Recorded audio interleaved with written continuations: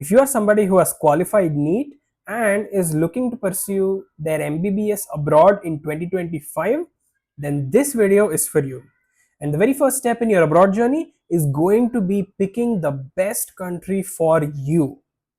And the thing about this is, this decision is going to be very important because a lot of YouTubers and content creators, influencers, and even local consultants out there give a lot of misinformation about the universities, about the countries, and this results in students not doing adequate research and just believing the words of those people and making a wrong decision. And it's only when they land in that country and weeks later or months or maybe years later they realize that that they went way over budget, or that the degree in that country is not valid in India, or maybe the political climate in that country is bad and they're forced to come back.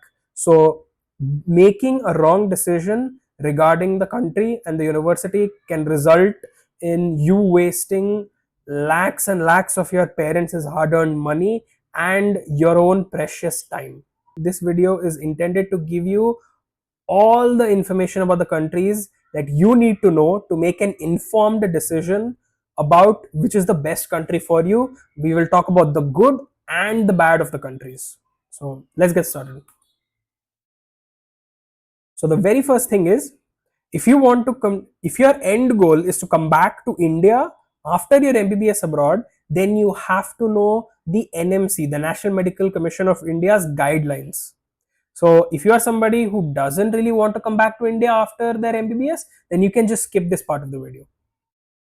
So let's get started. The first thing is mandatory NEET qualification. You have to qualify NEET, and hopefully you already have qualified NEET, and if you're watching this video right now, and essentially this is a minimum eligibility that you need to have if you want to sit for the next exam, or it's FMG right now, but soon it's going to be replaced and called next exam. And this next exam is going to be the licensing exam in India for both Indian graduates and for foreign medical graduates who want to practice in India. Same exam for everybody, and you have to qualify this. And in order to appear for this exam after you have finished your MBBS, NEET qualification right now for you is mandatory.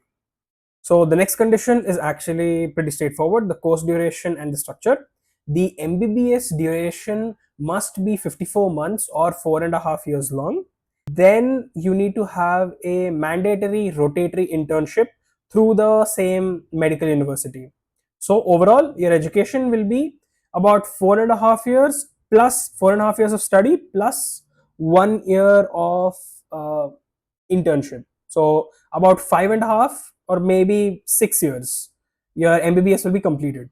And another rule is you have to finish your entire program before a decade.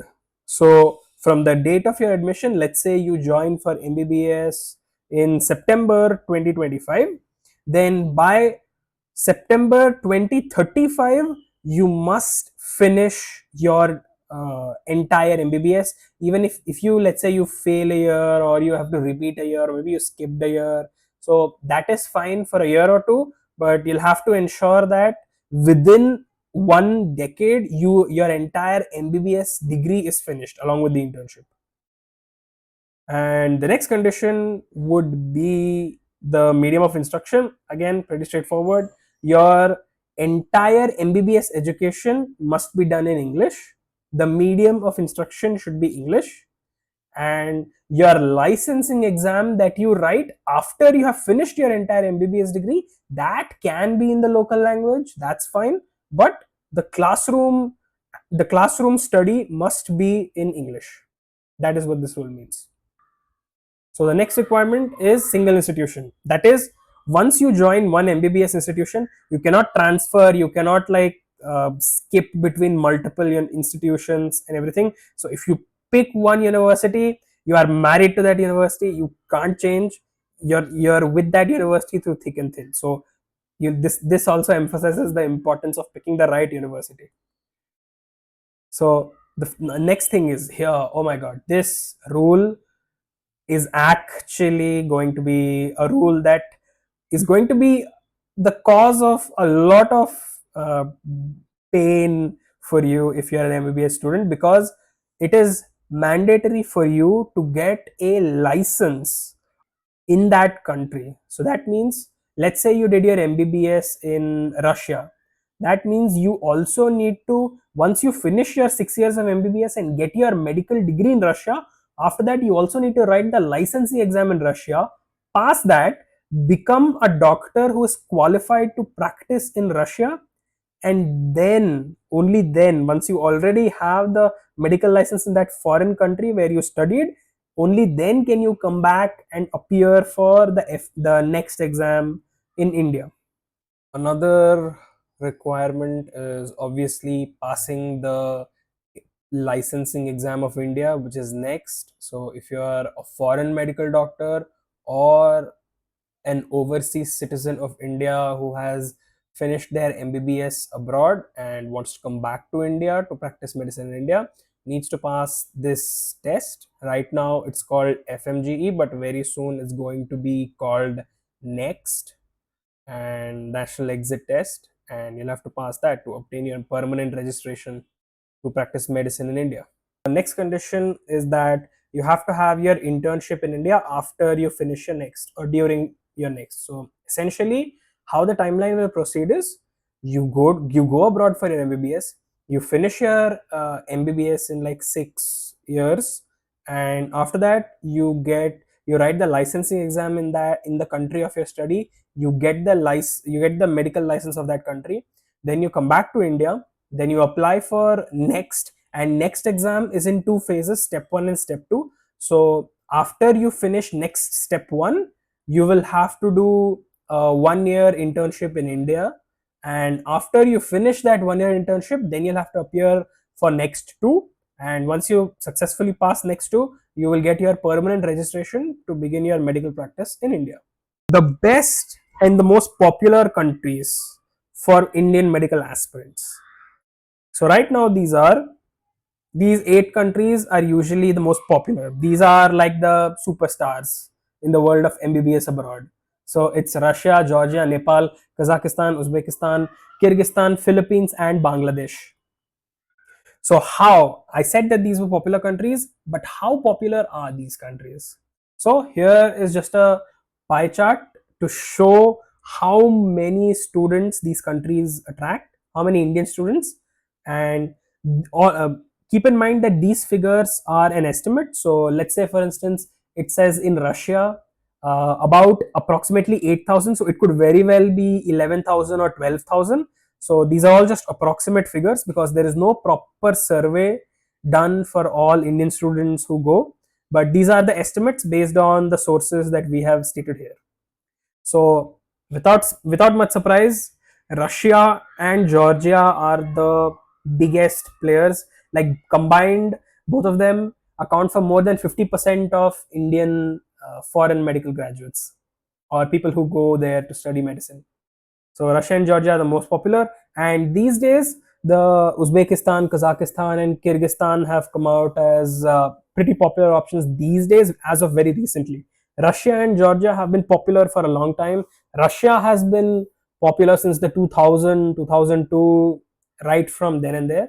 So Russia always is the biggest attractor of students for MBBS.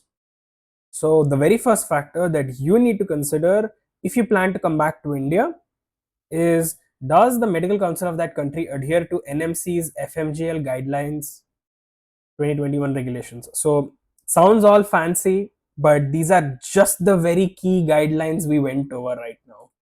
So these are all just these key guidelines. These are all the NMC FMGL regulations. And what exactly is the regulations? So essentially, the FMGL part stands for the Foreign Medical Graduate Licentiate. Fancy pronunciation. So there's Foreign Medical Graduate Licentiate regulations.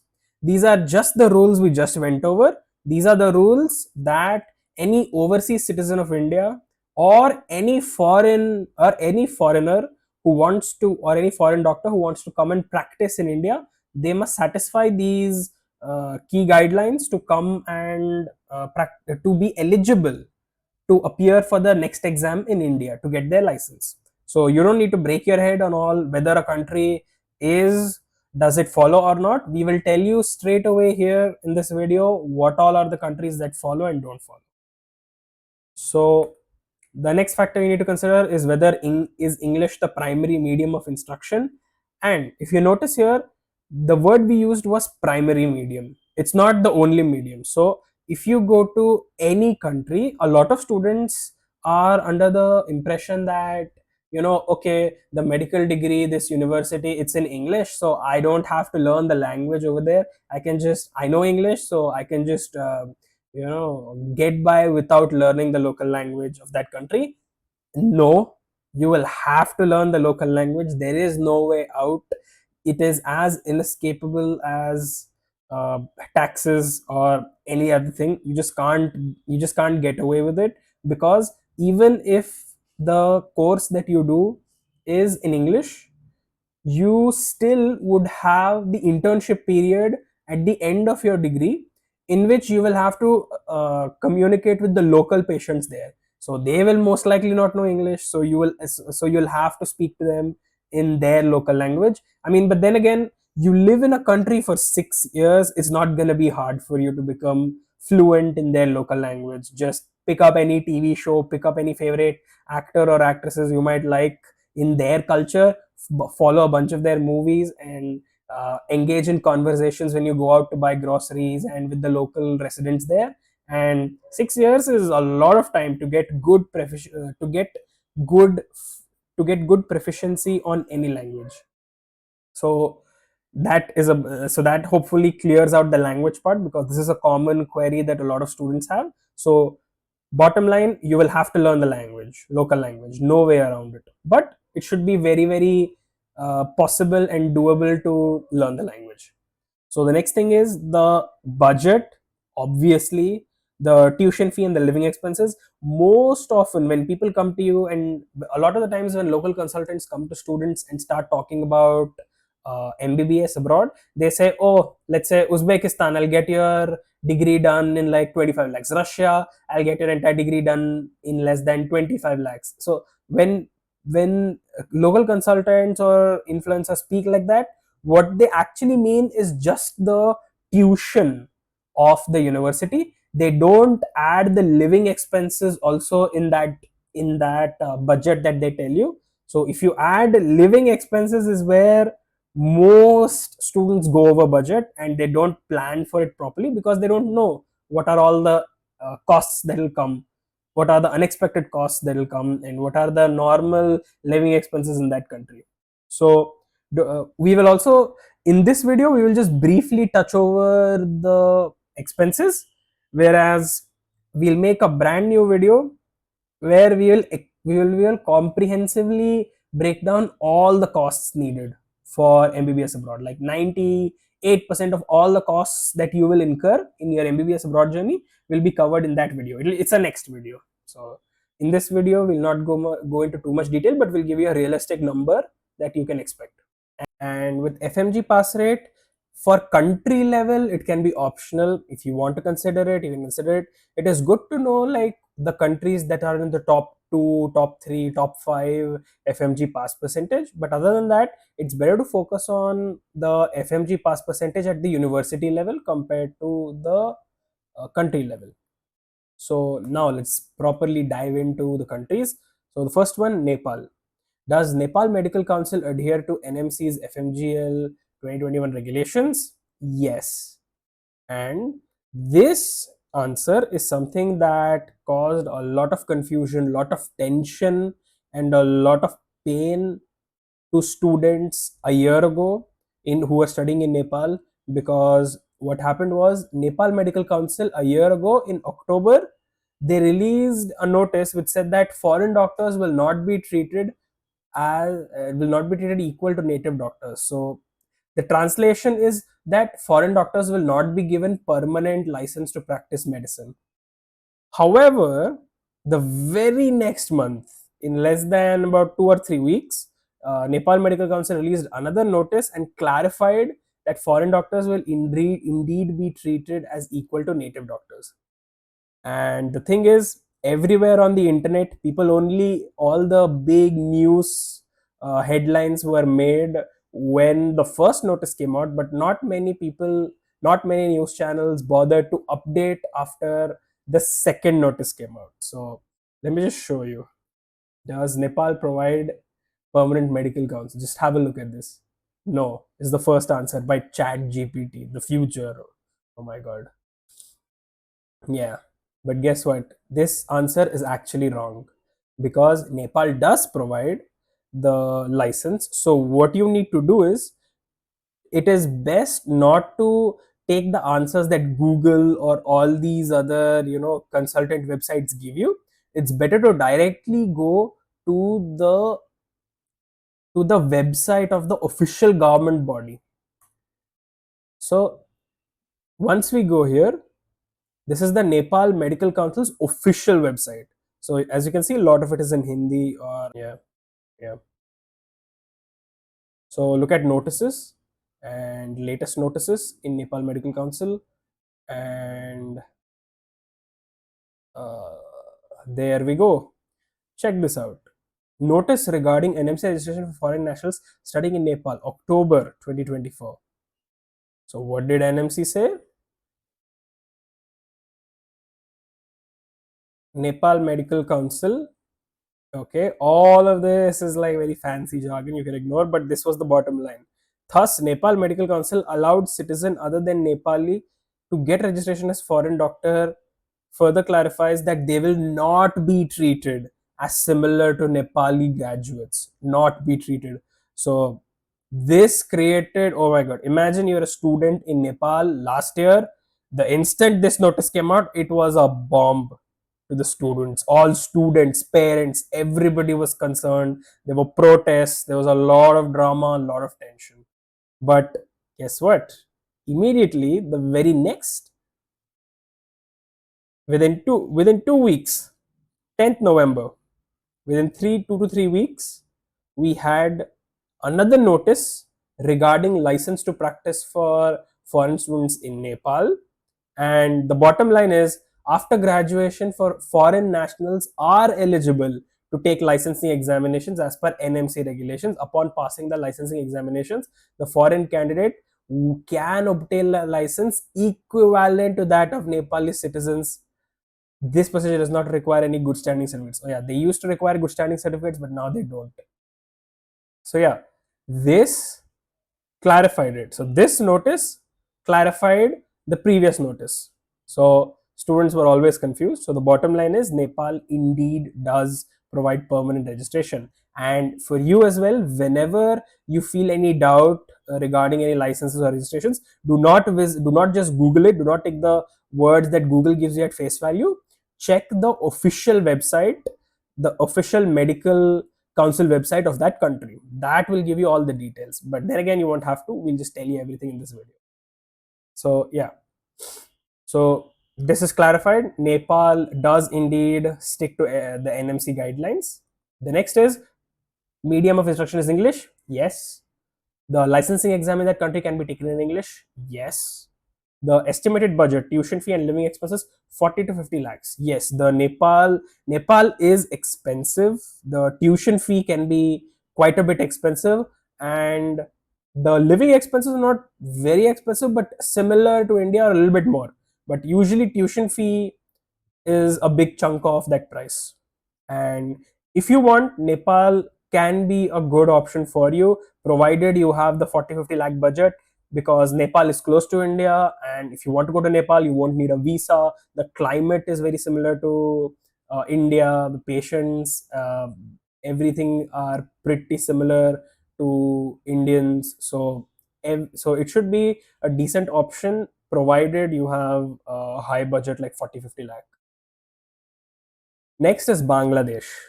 So does the Bangladesh Medical and Dental Commission, so this is Bangladesh's official regulatory body, do they adhere to the NMC guidelines? Yes, they do. And is English the primary medium of instruction? Yes. licensing exam in that country can be taken in English, yes. Estimated budget 40 to 50 lakhs, same, just like Nepal. The only catch with Bangladesh is like the same, it's very similar because it's just a neighbor to India, like it's close neighbor to India like Nepal. So climate and food are very similar. Bengali is the most common spoken language, and in terms of the pass percentages of licensing exams like FMG, India's FMG, or America's USMLE, etc., it is in the top 3. The only problem, or rather a very big problem, the only problem that's the biggest problem with Bangladesh is that its political climate is very bad. In just last year, July, over 700 Indians had arrived back home from a violence struck Bangladesh, according to the Ministry of External Affairs of India, and most of them were pursuing medicine. So this, if you watch news, then you would already know that there was a very big protest in Bangladesh led by the students, the youth in Bangladesh, and this problem became so big that there was violence, protests, gunfire. This problem became so big that even the prime minister of Bangladesh, Sheikh Hasina, was forced to resign and flee the country.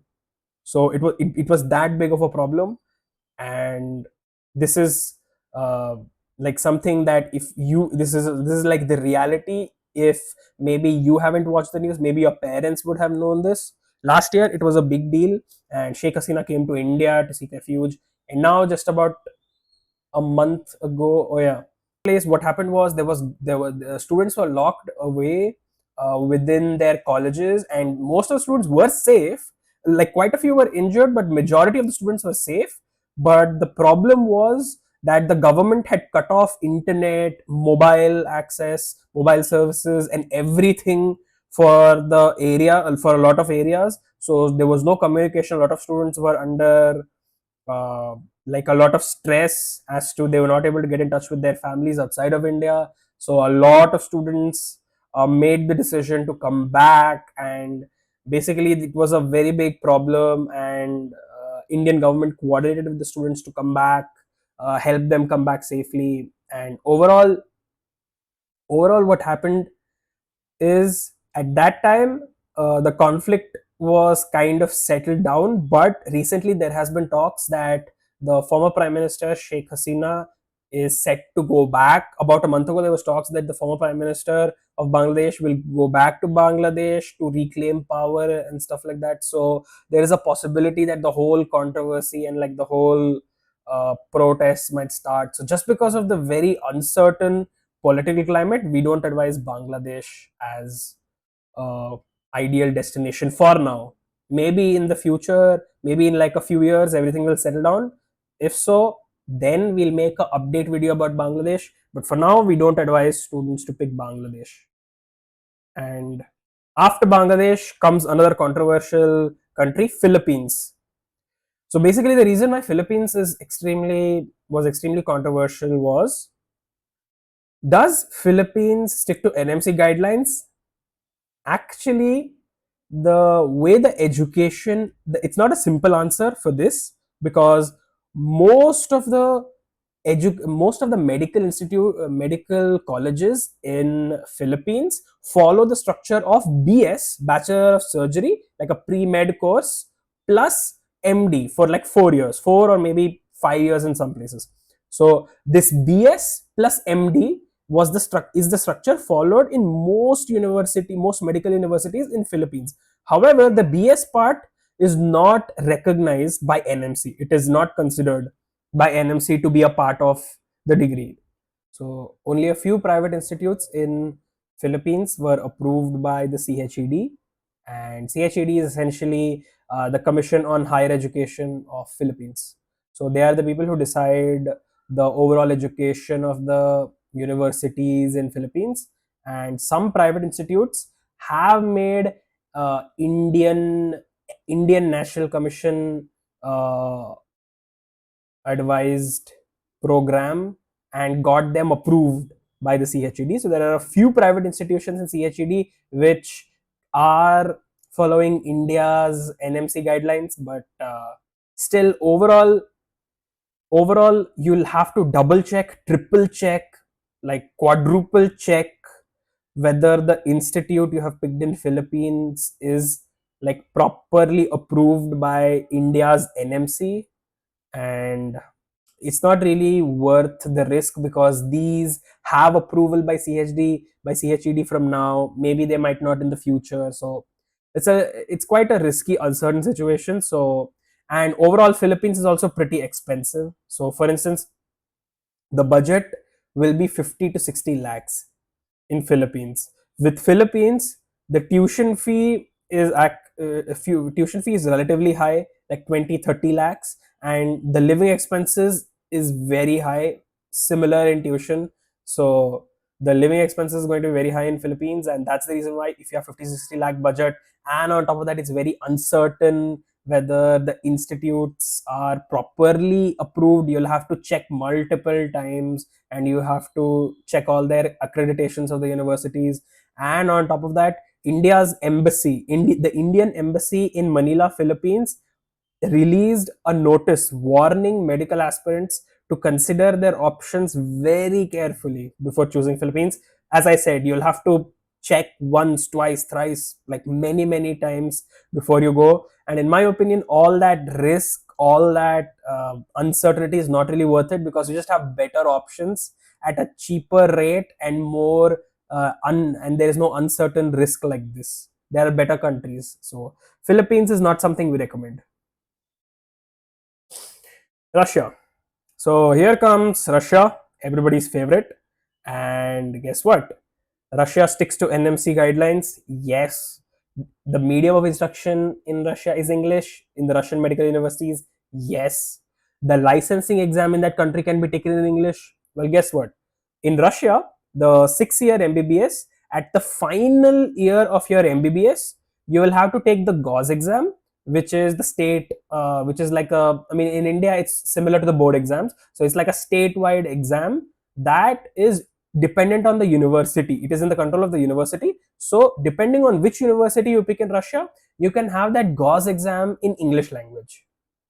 But even if you plan to come back to India, we already told you that you have to get the license to practice medicine in Russia if you want to come back to India to appear for next. So you'll have to write the accreditation exam, which is the licensing exam you will write after you get your MBBS degree.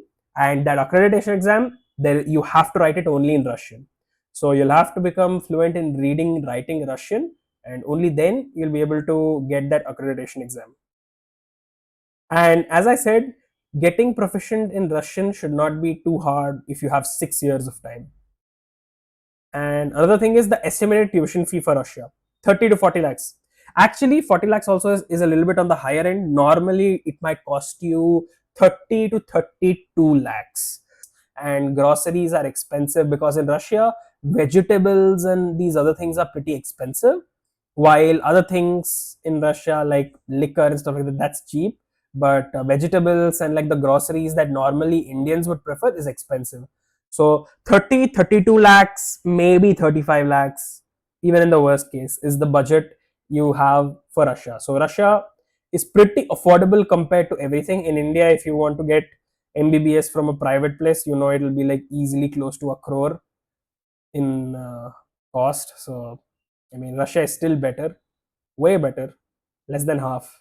And now, another thing about Russia is Russia requires you, the medical students, if you miss any class, if you're absent from any classes, in Russia you'll have to retake those classes. So what happens is if you miss a class, you'll have to focus on giving the Otrabotka, which is the rework exam in Russia. So let's say you miss a class one day in Russia, then all you have to do is you have to reach out to your professor again, and once your professor has some time, they will just conduct like a simple test for you based on the topic taught, and you'll just have to pass that. You can learn that topic from them again on a separate place and give that test also. You can either give it in the same week that you missed that class, or you can give it within the same semester. But before that semester ends, you have to you have to give that rework test. So some universities may also charge you in Russia for missing a class. So if you don't attend a class, some universities might ask money for missing a class. Some universities do, some universities don't. So depending on which university you go to in Russia, it could be like that. And another thing, Russia is among the top 5 countries for FMG pass percentage, and obviously you've already seen Russia is the most popular place. So Russia has been popular in the MBBS abroad scene from 2000, 2002 and stuff like that. So there is a very big Indian community and alumni network in Russia. So that's definitely a benefit for you if you choose Russia. So next country is Georgia. The thing with Georgia is, does Georgia comply with NMC regulations? Yes. Primary medium of instruction is English. The thing with Georgia is, the licensing exam in Georgia can be taken in English. They do give that option for international students, but you can only get a license to practice medicine in Russia after you finish your MBBS, 6 years MBBS. Then you have to do a 2-year PG residency program. Only after that you will be allowed to appear for the national Georgia licensing exam. Estimated cost is 40 to 45 lakhs. It is a little bit more expensive than the other options. And additional facts, India does not have a full-fledged embassy in Russia. As of right now, April 2025, India does not have a complete full-fledged embassy in Georgia. Most of the closest embassy in return in Georgia is in Armenia, and there is an honorary consulate in Tbilisi, Georgia. So it's not a full-fledged embassy, but there is a embassy. And if you ever need passport or visa services or any of the other stuff that embassies are useful for, you can still get them done in that honorary consulate in Tbilisi, Georgia. Tbilisi is the capital of Georgia, so the honorary embassy is there. And another thing is, the quality of the medical education in Georgia is quite high. It's actually close to American standards in terms of quality, and many universities use simulation labs. They have advanced training facilities designed to replicate real life scenarios. They also have augmented reality VR in their teaching and stuff like that. So quite a few universities there use advanced high tech technology in teaching you. So, and especially the thing is, if you want to come back to India, Georgia might not be the best option, because Georgia you'll have to do 6 years of MBBS, then you have to do 2 years of the PG program, then you'll get the license. So almost 8 to 9 years would go away in Georgia if you want to come back to India.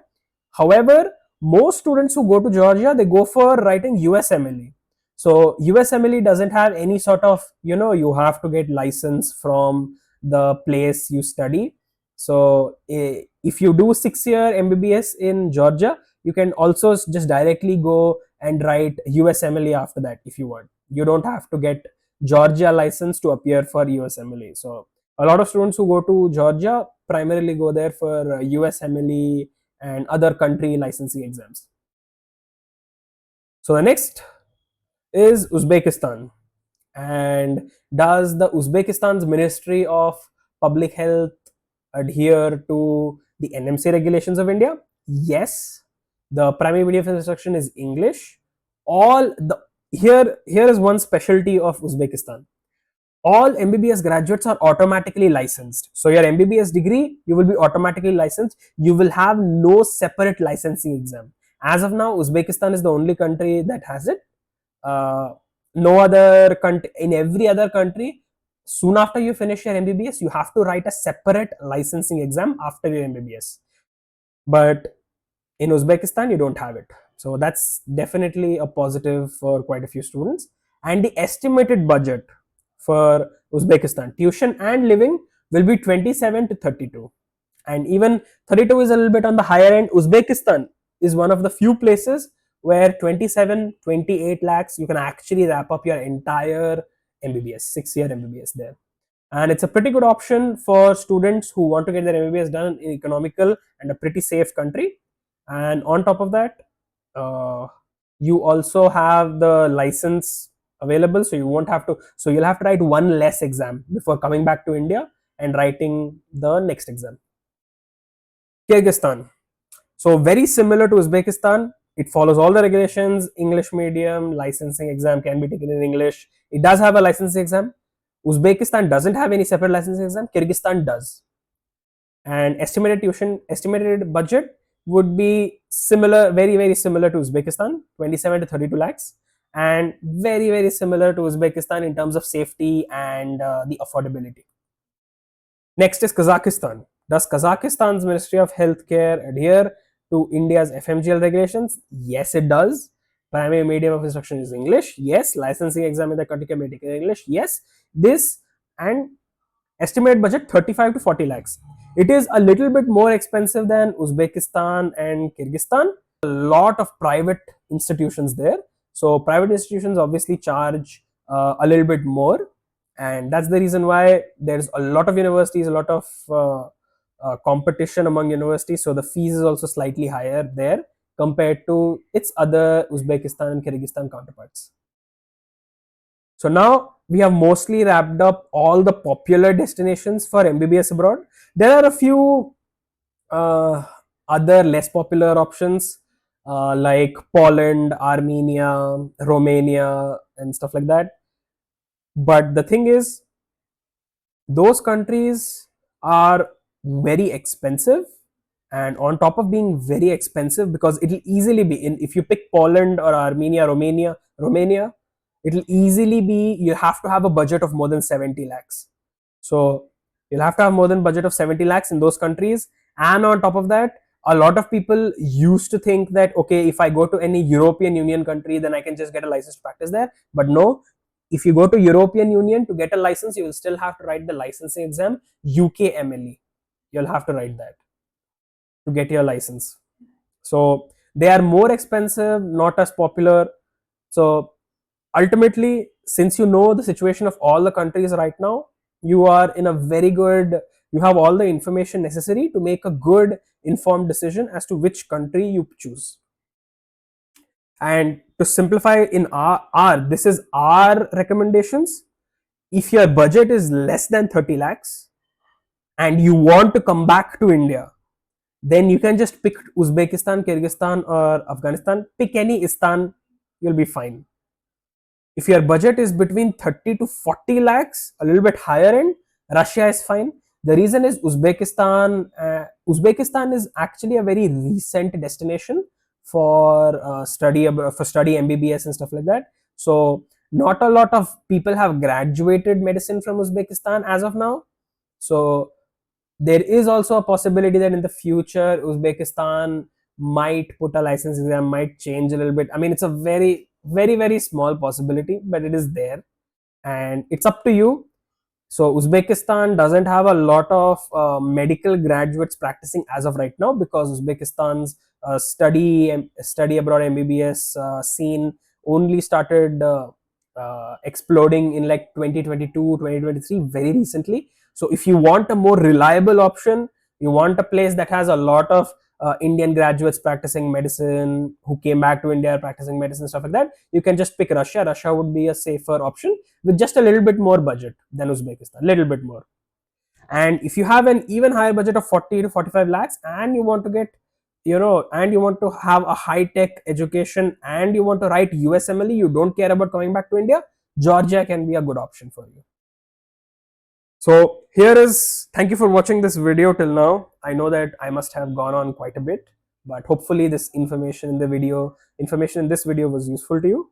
And we have a bunch of upcoming videos, a complete breakdown of all the costs involved in MBBS abroad for 2025, and videos about specific universities in Russia, Georgia, Uzbekistan, and more.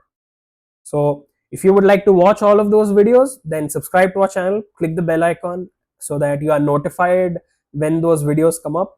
And that's about it. If you found this video helpful, leave a like and subscribe and share it with your friends, especially with all the misinformation going on about MBBS abroad. This video could very well help a lot of students and make them change their minds about some countries that they perhaps were considering going to. That would save them a lot of money and time. So thank you for watching.